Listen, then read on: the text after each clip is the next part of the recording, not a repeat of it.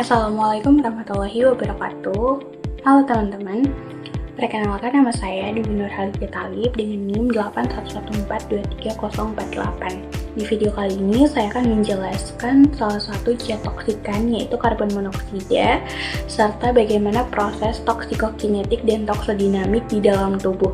Dengan mata kuliah Toksikologi Industri, dosen pengampu Ibu Putri Ayuning Tias Mahdang SKM MK3. Selamat menonton! Nah, apa sih yang dimaksud dengan karbon monoksida? Karbon monoksida atau CO merupakan gas beracun yang tidak berwarna, tidak berbau, dan tidak berasa. Gas ini dihasilkan dari pembakaran tidak sempurna bahan bakar yang mengandung karbon seperti bensin, gas, minyak tanah, kayu, dan batu bara. Sumber paparan yang umum meliputi asap kendaraan bermotor, kompor gas, generator, serta asap rokok. Karena tidak dapat dideteksi oleh indera manusia, karbon monoksida dikenal sebagai silent killer dan menjadi salah satu penyebab utama keracunan gas dunia. Toksikokinetik itu menjelaskan bagaimana zat beracun masuk, bergerak, dan dikeluarkan dari tubuh melalui proses yang pertama ada absorpsi, kedua distribusi, ketiga metabolisme, dan yang keempat ekskresi. Mari kita bahas satu persatu. Yang pertama ada absorpsi. Karbon monoksida akan masuk ke dalam tubuh melalui sistem pernafasan atau inhalasi. Setelah terhirup, gas ini berdifusi dengan cepat dari alveolus paru-paru ke dalam aliran darah melalui membran alveolar kapiler. Tingkat penyerapan dipengaruhi oleh konsentrasi CO di udara, durasi paparan, serta kondisi kesehatan individu. Proses ini berlangsung sangat cepat karena CO merupakan gas yang mudah berdifusi. Kedua, distribusi. Di dalam darah, karbon monoksida berkaitan dengan hemoglobin dan membentuk karbohemoglobin atau COHB. Ikatan ini sekitar 200-250 kali lebih kuat dibandingkan ikatan hemoglobin dengan oksigen, sehingga menghambat pengangkutan oksigen ke jaringan tubuh.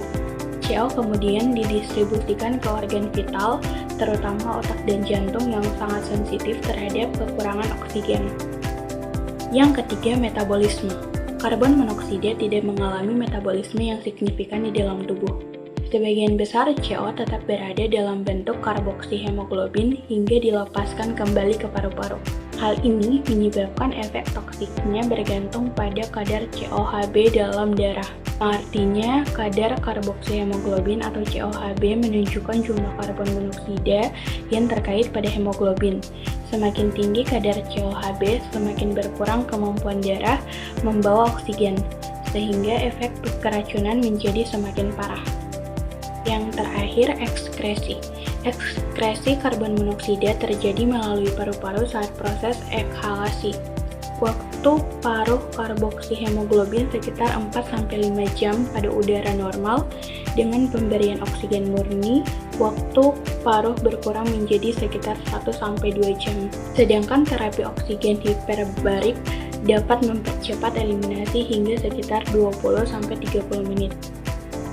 Toksodinamik. Toksodinamik adalah ilmu yang menjelaskan bagaimana suatu zat beracun memberikan efek pada tubuh.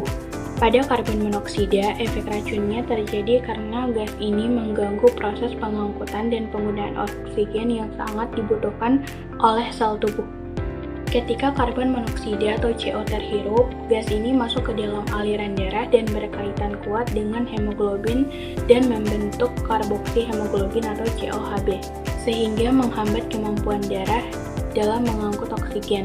Akibatnya jaringan tubuh mengalami hipoksia atau kekurangan oksigen yang terutama berdampak pada organ vital seperti otak dan jantung. Selain itu, CO juga menghambat pelapisan oksigen ke jaringan dan mengganggu proses pembentukan energi di tingkat sel dengan menghambat enzim sitokrom oksidase di mitokondria. Kondisi ini menyebabkan terganggunya fungsi sel kerusakan jaringan dan dapat berujung pada kematian. Efek dalam tubuh. Untuk efek ringan, terhadap paparan karbon monoksida dapat menyebabkan sakit kepala, pusing, mual, kelelahan, dan sesak nafas. Gejala ini sering menyerupai flu sehingga kerap tidak disadari. Untuk efek sedang terhadap paparan karbon monoksida mengalami kebingungan, gangguan penglihatan, nyeri dada, dan penurunan konsentrasi. Kondisi ini menandakan terjadinya hipoksia jaringan yang lebih serius. Nah, untuk efek beratnya terhadap paparan karbon monoksida dapat menyebabkan kehilangan kesadaran, kerusakan otak permanen, koma, hingga kematian. Pada ibu hamil, karbon monoksida juga berbahaya bagi janin karena hemoglobin janin memiliki afinitas lebih tinggi terhadap CO.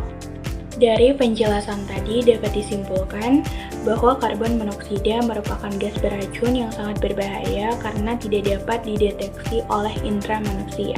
Secara toksikokinetik, CO masuk ke dalam tubuh melalui inhalasi berkaitan dengan hemoglobin dan dikeluarkan melalui paru-paru. Secara toksikodinamik, gas ini menghambat transportasi dan pemanfaatan oksigen sehingga menyebabkan hipoksia jaringan. Dampaknya dapat berkisar dari gejala ringan hingga kematian, terutama pada organ vital seperti otak dan jantung. Oleh karena itu, pencegahan paparan karbon monoksida sangat penting untuk melindungi kesehatan manusia. Sekian penjelasan dari saya, semoga dapat bermanfaat dan apabila ada salah kata mohon dimaafkan. Wabillahi taufik wal hidayah. Wassalamualaikum warahmatullahi wabarakatuh.